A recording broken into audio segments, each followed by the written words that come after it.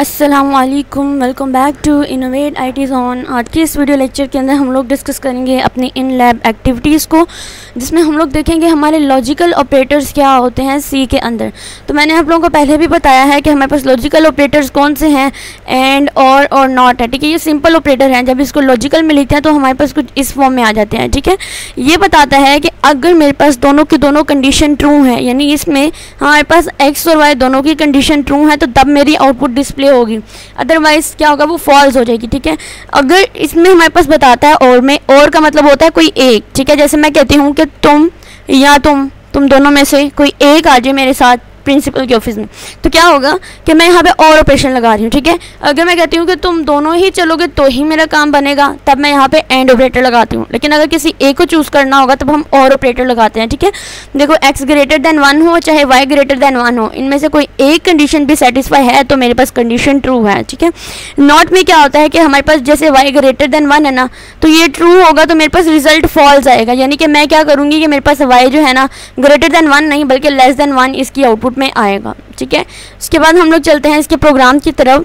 जैसे यहाँ पर हमारे पास एक लॉजिकल ऑपरेटर की एग्जांपल गिवन है, a और b दो हमारे पास उन्होंने वेरिएबल दिए हुए हैं, और यहाँ पर साथ में कहा है कि अगर a ग्रेटर देन है b से और b इक्वल है 0 के, तो मेरे पास क्या होगा, इसके अंदर देखें एंड ऑपरेशन लगा है कि दोनों की दोनों सेटिस्फाई होनी चाहिए। लेकिन देखो a तो 10 है और b मेरे पास a 20 है और b 10 है, तो क्या 20 b से ग्रेटर देन है? यस, ये कंडीशन तो सेटिस्फाई है। लेकिन क्या b 0 के इक्वल है? नहीं, ये कंडीशन मेरे पास फॉल्स हो चुकी है। उसके बाद एल्स इफ पर जाएंगे और यहाँ पर इन दोनों में से कोई एक कंडीशन भी ट्रू होगी ना और ऑपरेटर में, तो देन मेरे पास आउटपुट क्या आएगी, इसमें only one condition is true. ठीक है, अगर आप आउटपुट चेक करें, अब इसको रन करके भी देख सकते हैं, और अगर आउटपुट चेक करें तो यहाँ पर देखिए लिखा है only one condition is true. Next चलते हैं, नेक्स्ट हमारे पास है नॉट ऑपरेटर, और यहाँ पर देखें क्या लिखा हुआ है, मेरे पास वही प्रोग्राम है, जस्ट उन्होंने चेंजिंग की हुई है कोडिंग के अंदर। यहाँ पर लिखा है कि ए जो है वो greater than b and not equals to the b, यहाँ पर नॉट इक्वल लगाया है, तो इसका मतलब क्या होगा कि मेरे पास कंडीशन ट्रू होगी, क्योंकि देखो a जो है वो b से ग्रेटर भी है और 0 के इक्वल भी नहीं है ये वाली कंडीशन, तो मतलब ये मेरे पास आउटपुट आएगी बोथ कंडीशंस आर ट्रू।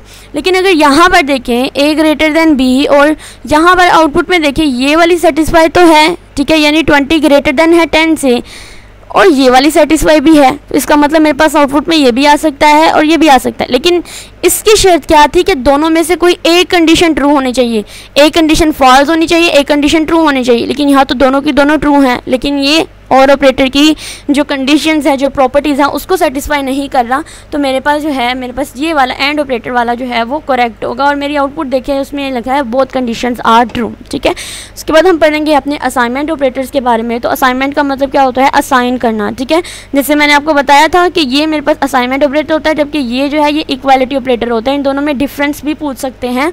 तो देखो, assume that a is equal to 1, b is equal to 2, c 3 and d 4 e 5 है, तो यहाँ पर plus is equal to a, ये असाइनमेंट ऑपरेटर है। ठीक है, अब एक्सप्रेशन क्या गिवन है कि a plus is equal to 5, जबकि अगर मैं a plus is equals to 5 लगाती हूँ ना, तो इसका मतलब क्या होता है कि इसके अंदर मुझे a को ऐड करना है, यानी इसकी वैल्यू क्या होगी, a is equals to a plus 5। ठीक है, तो अब देखो ये जो a है इसकी वैल्यू यहाँ पे क्या गिवन थी, 1 गिवन थी, तो 1 प्लस 5 क्या हुआ, 6, यानी 6 वैल्यू मैंने इस a को असाइन कर दी। इसी तरह से b माइनस 1, ठीक है, इस तरह से भी दे सकते हैं और इस तरह से भी दे सकते हैं।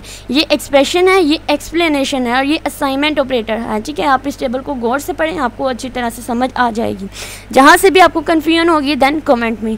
उसके बाद है फंक्शन इन सी। तो सी के अंदर फंक्शंस की अगर बात करते हैं तो function in C language is named group of statement. हमारे पास ब्लॉक ऑफ कोड होता है जो कोई ना कोई एक्शन परफॉर्म करते हैं, कोई ना कोई टास्क को परफॉर्म करते हैं। ठीक है, ये हमारे पास सबसे सिंपल मुझे हमारे पास फंक्शन ही लगते हैं, क्योंकि इसके अंदर हम क्या करते हैं कि ब्लॉक्स के अंदर जितना मर्जी प्रोग्राम लंबा हो उसको हम लोग ब्लॉक्स के अंदर फंक्शंस बना के लिखते हैं ना, तो हमारी रीडेबिलिटी को भी इम्प्रूव करता है। ठीक है, इसके अंदर 3 इंपॉर्टेंट चीज़ें होती हैं। एक होता है मेरे पास फंक्शन डेफिनेशन, एक सबसे पहले होती है फंक्शन प्रोटोटाइप। अब फंक्शन प्रोटोटाइप या फंक्शन डेफिनेशन, इन दोनों स्टेप में से अगर आप किसी एक को भी लिख लेते हैं ना तो आपका जो काम हो जाएगा। लेकिन फंक्शन प्रोटोटाइप में क्या होता है कि हमारी कोई बॉडी नहीं होती है, ठीक है, उसमें हम सिंपल वर्ड लिखते हैं, फंक्शन का नेम लिखते हैं, अपना वो पैरामीटर अगर हमने पास कराना है पैरामीटर पास कराते हैं, और प्रोटोटाइप को ख़त्म कर देते हैं, ठीक है। प्रोटोटाइप का मतलब होता है डिक्लेरेशन करना। उसके बाद हमारा मेन आता है, ठीक है। अब ये मेन आया, मेन के अंदर हमने क्या करना होता है, कॉलिंग करनी होती है। उसके बाद फंक्शन डेफिनेशन आती है जिसकी बॉडी होती है, बेसिकली उसमें फंक्शन वगैरह सारा कुछ ऊपर वाला ही होता है जो प्रोटोटाइप वाला होता है। फ़र्क इतना होता है कि इसकी फंक्शन डेफिनेशन की हमारे पास बॉडी होती है, जबकि इसकी हमारे पास जो प्रोटोटाइप है उसकी बॉडी नहीं होती, ठीक है। अब यहाँ पर देखिए रिटर्न टाइप फंक्शन नेम है पैरामीटर लिस्ट, ठीक है। अब इसकी बॉडी है तो इसका मतलब क्या हुआ, ये मेरे पास डेफिनेशन ऑफ फंक्शन है। उसके बाद देखिए रिटर्न टाइप क्या होती है, कोई भी ऐसी डेटा टाइप्स वगैरह जो होती है ना उसको हम रिटर्न टाइप बोलते हैं, लेकिन वो फंक्शन के लिए हम लोग जो रिटर्न टाइप का कीवर्ड यूज़ करते हैं बहुत सारे केसेस में हम लोग वॉइड का यूज़ करते हैं, ठीक है। पहले हमारे पास जो था ना, हम प्रोग्राम करते थे ना जब सी और C++ में, तो हम क्या करते थे, हम लोग वॉइड मेन करते थे, लेकिन अब हम क्या कर रहे हैं, हम लोग इंट मेन करते हैं, ठीक है, क्योंकि एडवांसमेंट आती जा रही है प्रोग्रामिंग के अंदर। उसके बाद फंक्शन नेम होता है जो कि हमारे पास यूनिक नेम होता है, बेसिकली हमारे फंक्शन का एक्चुअल नेम होता है। ये नेम होगा तभी हमारी कॉलिंग होगी, तभी हमारी जो है वो फंक्शन को डेफिनेशन, अब इसको फंक्शन सिग्नेचर भी कह सकते हैं, ठीक है। फंक्शन सिग्नेचर से कहते हैं जब नेम और पैरामीटर्स जो है ना वो एक साथ लिस्ट किए जाते हैं, उसको फंक्शन सिग्नेचर बोलते हैं। उसके बाद हमारे पास आते हैं पैरामीटर्स। पैरामीटर्स हमारे पास कोई भी आर्गूमेंट हम लोगों ने पास करने होते हैं। अब ये पैरामीटर जो है ये एज ए वैल्यू भी होते हैं, पास बाय रेफरेंस भी होते हैं, पास बाय जो है वैल्यू भी होते हैं। तो इस पर मेरी सी के अंदर जो मेरी वीडियोज़ हैं वो डिटेल में मैंने अपलोड की हुई हैं, आप चाहें तो सी की प्लेलिस्ट पर जाकर भी देख सकते हैं, अदरवाइज़ मैं आपको उस प्लेलिस्ट का लिंक भी डिस्क्रिप्शन बॉक्स में ज़रूर दे दूँगी फंक्शन से रिलेटेड, ठीक है। उसके बाद फंक्शन बॉडी आती है, contain the set of statement which define what the function will do. अब इसके टास्क को करने से पहले ना, अगर आप लोगों ने फंक्शंस के लेक्चर्स नहीं लिए हुए, आपको डिटेल लेक्चर चाहिए तो देन आप लोग वो ज़रूर देखें, ठीक है।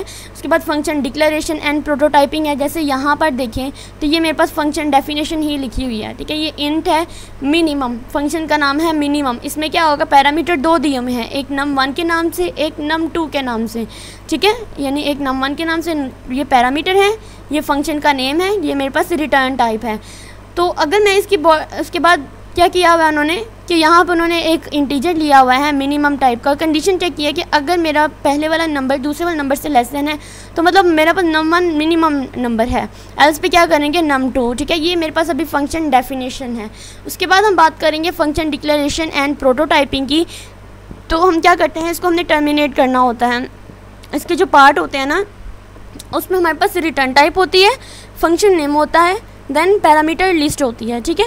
जैसे यहाँ पर अगर मैं बात करती हूँ ना मिनिमम, अगर इसके एंड पे मैं सेमीकोलन, इसके एंड पे मैं अगर कॉलन लगा देती हूँ ना तो इसका मतलब क्या होता है कि मेरा ये फंक्शन प्रोटोटाइप है, ठीक है। कुछ इस तरह से जैसे आपको यहाँ पर ये गिवन है, ठीक है, ये आपको फंक्शन प्रोटोटाइप गिवन है। तो आप लोगों ने सबसे पहले फंक्शन प्रोटोटाइप लिखनी होती है, उसके बाद मेन फंक्शन की मेन बॉडी बना ली तो उसकी हेडिंग दे ली, उसके बाद भी कॉलिंग नहीं करानी। उसके बाद पहले हम लोगों ने फंक्शन डेफिनेशन के अंदर जो भी हम लोगों ने ऑपरेशन परफॉर्म करने हैं उसके अंदर करते हैं, फिर हम लोग फंक्शन को कॉल कराते हैं, ठीक है। और मेन फंक्शन के अंदर ही हम कॉल कराते हैं। जैसे ये हमारे पास एक प्रोग्राम गिवन है, इस प्रोग्राम में देखें ये हमारे पास फंक्शन प्रोटोटाइप है और ये फंक्शन डेफिनेशन है। आप लोग चेक करें कि फंक्शन प्रोटोटाइप और फंक्शन डेफिनेशन, इन दोनों की जो सिग्नेचर, फंक्शन सिग्नेचर आप कह सकते हैं, हेडिंग कह सकते हैं, वो दोनों सेम है।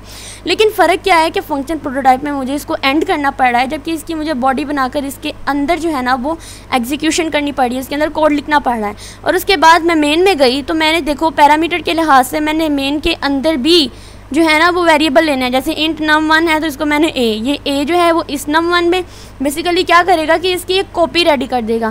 फिर num2, ये b जो है ये मेरे num2 के साथ रिलेट कर रहे हैं, इनकी वैल्यू है। और मैंने एक कॉलिंग के लिए रिजल्ट नाम का फंक्शन बना वेरिएबल ले लिया। अब मैंने इस रिजल्ट के अंदर फंक्शन को कॉल कराना है। फंक्शन को कॉल कराने का बेसिक तरीका क्या है कि जो फंक्शन का नेम होता है वो मैंने लिखना है। उसके बाद a और b, यानी ये और b, बेसिकली ये a जो है num1 को रिप्रेजेंट कर रहा है, ये b जो है num2 को रिप्रेजेंट कर रहा है।